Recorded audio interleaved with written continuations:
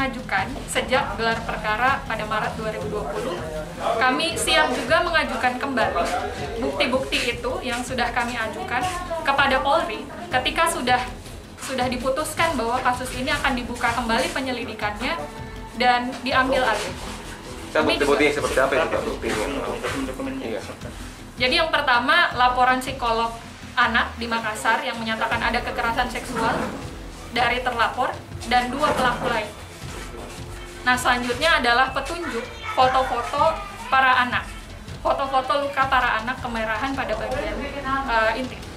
Kemudian ada juga petunjuk rujukan dari dokter lain yang menerangkan ada diagnosa child abuse dan kerusakan pada organ intim. Itu kami akan serahkan jika Polri sudah mengambil sikap bahwa kasus ini akan dibuka penyelidikannya kembali dan akan diambil alih.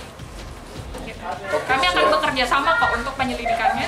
Kami akan meminta supaya dilibatkan secara penuh dengan pendamping lainnya dan juga pemberi layanan perlindungan dan pemulihan bagi para korban.